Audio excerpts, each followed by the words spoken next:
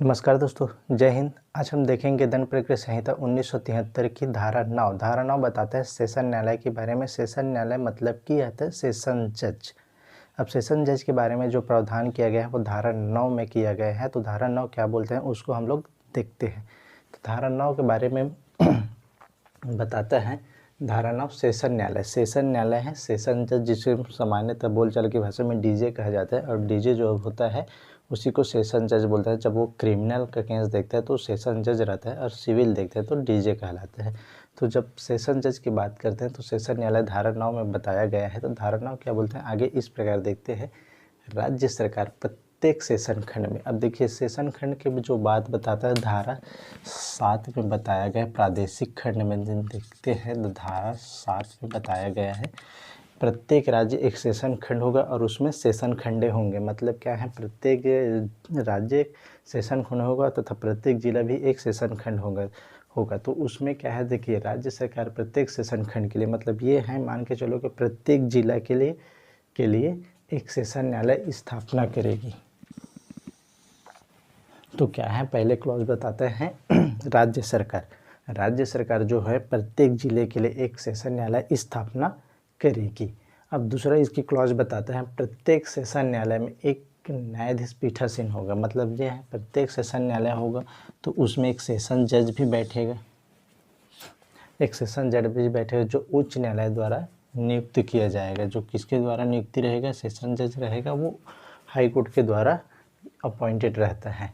ये क्लॉज 2 बताता है। तो ये सेशन प्रत्येक जिला में एक सेशन न्यायालय की स्थापना होगी और उस न्यायालय में एक पीठासीन अधिकारी होगी क्लॉज 2 के अनुसार, जिसकी नियुक्ति हाई कोर्ट करेगी। मतलब जो है डीजे की नियुक्ति कौन करता है, वो हाई कोर्ट करता है।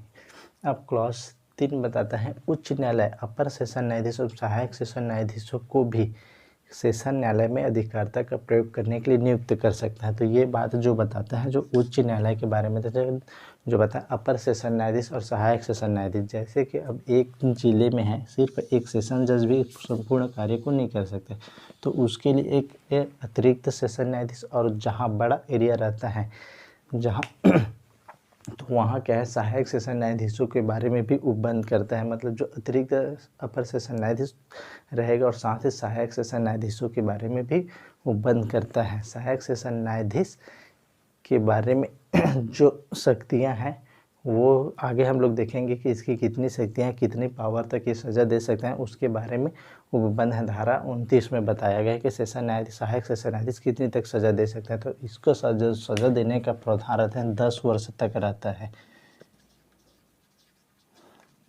इससे ज़्यादा वो सज़ा नहीं दे सकता सहायक सेशन न्यायाधीश। तो इसके बारे में आगे हम लोग पढ़ेंगे। तो ये है सहायक सेशन न्यायाधीश और अपर सेशन न्यायाधीश के बारे में भी वन जो मिलता है वो धारा 9 के क्लॉज 3 में है। अब हम देखते हैं आगे। उच्च न्यायालय द्वारा एक सेशन खंड के सेशन न्यायाधीश को दूसरे सेशन खंड का अपर सेशन न्यायाधीश भी नियुक्त किया जा सकता है, और ऐसी अवस्था में वह मामलों को निपटाने के लिए दूसरे खंड के ऐसे स्थानीय स्थानों में बैठ सकते हैं जिसका उच्च न्यायालय निर्देश दे। मतलब क्या है, एक सेशन जज जो डीजे रहता है उसके दूसरे सेशन खंड के लिए दूसरे जगह के लिए क्या कर सकते हैं, उसको अपर सेशन न्यायाधीश नियुक्त कर सकते हैं और वो ऐसे स्थानों में बैठ सकता है जो निर्देश देते। तो क्या है, एक डीजे है रहता है जो या सेशन जज रहता है, उसको कहीं दूसरे खंड का दूसरे जगह का क्या उसको अपर सेशन न्यायाधीश बना सकता है इस उपधारा के उपबंध के अनुसार। अब हम देखते हैं पांचवा, देखते हैं जहाँ किसी सेशन न्यायाधीश का पद रिक्त होता है। अब देखिए यहाँ जो मेन पॉइंट है, जहाँ रिक्त हो जाए, जैसे सेशन जज है कहीं छुट्टी आकस्मिकता या किसी कारणवश उसकी पद रिक्त हो जाता है, वहाँ उच्च न्यायालय किसी ऐसे अर्जेंट आवेदन के, अब अर्जेंट आवेदन क्या रहता है, जैसे कि क्रिमिनल में अधिकतर अर्जेंट आवेदन रहता है, बेल रहता है, बेल फर्निश हो गया, बेल रहता है, या कोई और अन्य मामला है जैसे कि जो अर्जेंट मामला का अर्जेंट नेचर का हो, तो उस सेशन न्यायालय के जो उस सेशन जज के उस डीजे के समक्ष किया जाता है या लंबित है, तो जो उस सेशन न्यायालय के सेशन जज के सामने उस समय लंबित हैं अपर या सहायक सेशन न्यायाधीश। देखिए अब अपर या सहायक सेशन न्यायाधीश द्वारा, अथवा यदि अपर और सहायक सेशन न्यायाधीश नहीं है तो अब देखिए देखिए यहाँ एक एसजे होता है, सेशन जज रहता है, और उसके साथ में काम करते हैं एएसजे और सहायक एएस, एडिशनल सेशन जज और एक असिस्टेंट सेशन जज। सेशन जज, अतिरिक्त सेशन जज, अपर सेशन जज और सहायक सेशन जज। तो ये लोग भी ना रहे। देखिए ये जब इसका पद तो रिक्त है, मान लो किसी ज़िले में एक क्या है, एक डीजे हो गया, एक एडीजे हो गया, हाँ, और बाकी कोई है ही नहीं, दो जज बैठे हैं, एक डीजे और एक एडीजे। डीजे के किसी वजह से रिक्त हो जाता है और ये जब कार्यभार देख रहे हैं तो ये कारणवश ये भी नहीं रहता है उस दिन। तो क्या रहेगा, अब दोनों के ना रहने पर अब मैटर को कौन सुनेगा, अर्जेंट मैटर को, तो उसके बारे में प्रावधान बताता है धारा 9 के क्लॉज 5। तो उसके बारे में बताया जाता है कि यदि सेशन न्यायाधीश का पद रिक्त हो जाता है और अर्जेंट आवेदन के जो उस सेशन न्यायालय के समक्ष किया जाता है लंबित है, तो जहाँ अपर है तो वहाँ अपर या सहायक सेशन न्यायाधीश द्वारा, तो जहाँ दोनों नहीं है उस कंडीशन की बात कर रहे हैं। यदि अपर या सहायक सेशन न्यायाधीश नहीं है तो अब देखिए, अपर या सहायक सेशन न्यायाधीश नहीं है तो सेशन खंड के उस जिले के मुख्य न्यायिक मजिस्ट्रेट द्वारा निपटाए जाने की व्यवस्था कर सकता है। और ऐसे न्यायाधीश या मजिस्ट्रेट ऐसे आवेदन पर कार्रवाई कर सकते की अधिकारिता होगी, कार्रवाई करने की अधिकारिता होगी। तो देखिए जो प्रावधान बताता है ये मस्त प्रावधान है जो क्लॉज 5 में बताया गया है। यदि सेशन जज नहीं है, उसके पद रिक्त हैं और सहायक सेशन जज या अतिरिक्त अपर सेशन जज वो भी नहीं है, तो इसके जो अर्जेंट मैटर रहते हैं क्रिमिनल के, वो कौन सुनेगा, तो इसके बारे में बताता है। यदि अपर सेशन जज हैं तो वो सुनेगा, यदि अपर सेशन जज भी नहीं है तो उस खंड की जो उस जिले के मुख्य न्यायिक मजिस्ट्रेट हैं उसको शक्ति दे दी है कि आप अर्जेंट मैटर को सुन सकते हैं और उसको सुनने की अधिकारिता भी है, कार्यवाही करने की अधिकारिता भी है। तो ये क्लॉज 5 बताता है। अब हम देखते हैं 6वां क्लॉज क्या बताता है। सेशन न्यायालय सामान्यतः अपनी बैठक ऐसे स्थानों में करेगा जो उच्च न्यायालय अधिसूचना द्वारा निर्देशित करे। देखिए जो सेशन जज बैठता है वो एक जगह फिक्स रहता है ना, निर्दिष्ट। किंतु यदि किसी विशेष मामलों में, अब देखिए यहाँ से, किंतु यदि किसी विशेष मामले में सेशन न्याय की यह राय है कि सेशन खंड में किसी अन्य स्थान में बैठक करने से पक्षकारों और साक्षियों की सुविधा होगी तो वह अभियोजन और अभियुक्तों की सहमति से उस मामले को निपटाने के लिए उसमें साक्षी एवं साक्षियों की परीक्षा करने के लिए उस स्थान पर बैठ सकता है।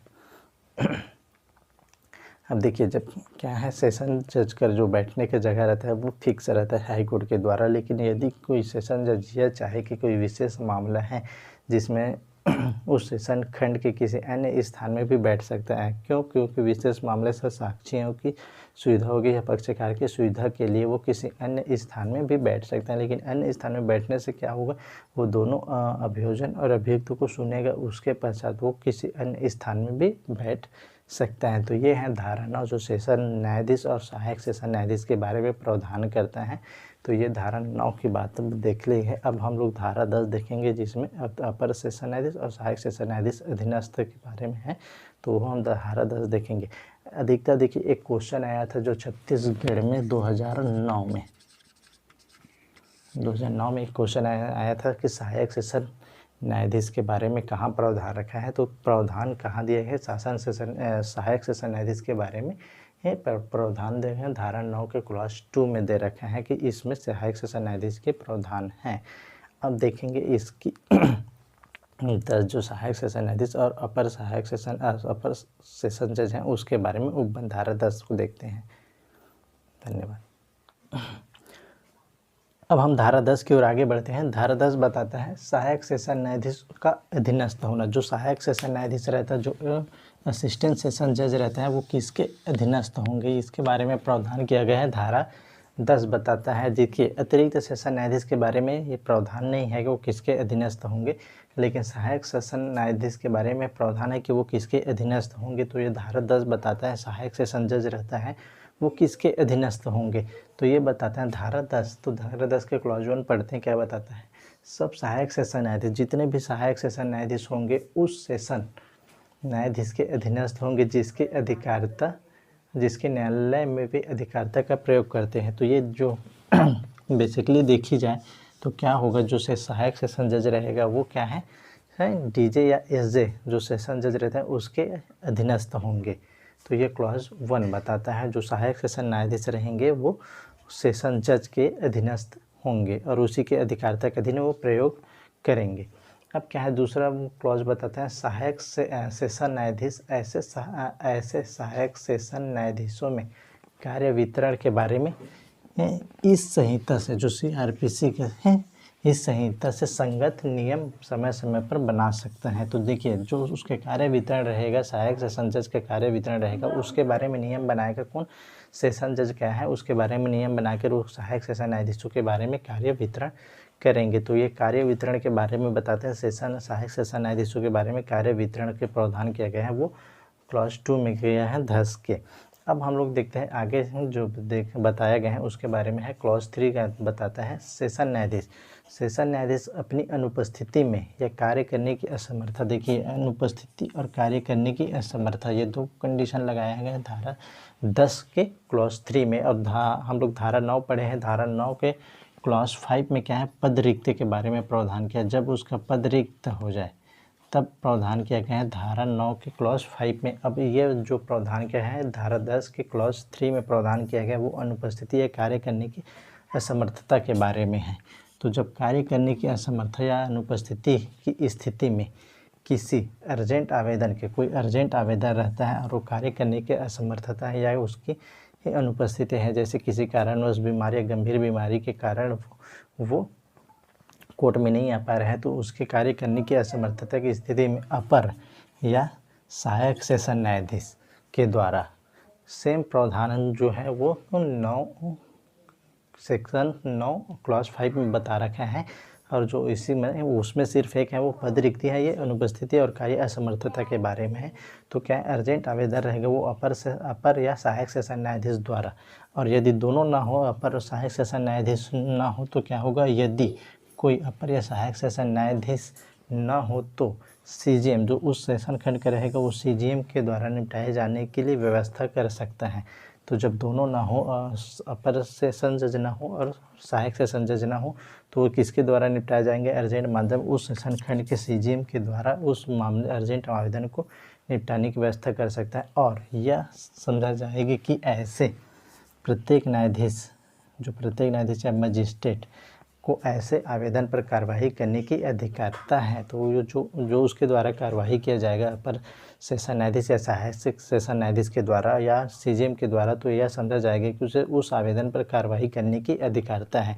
क्योंकि जो कई आवेदन ऐसा रहता है जिसमें मजिस्ट्रेट को कार्रवाई करने की अधिकारिता नहीं रहता है।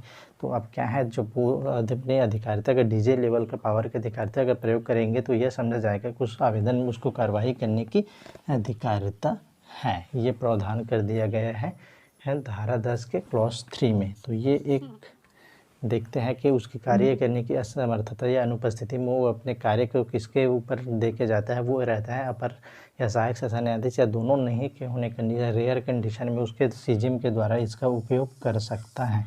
तो ये रहा धारा 9 और धारा 10 जो हमने देखे हैं सेशन न्यायाधीश और सहायक सेशन न्यायाधीश के बारे में। धन्यवाद।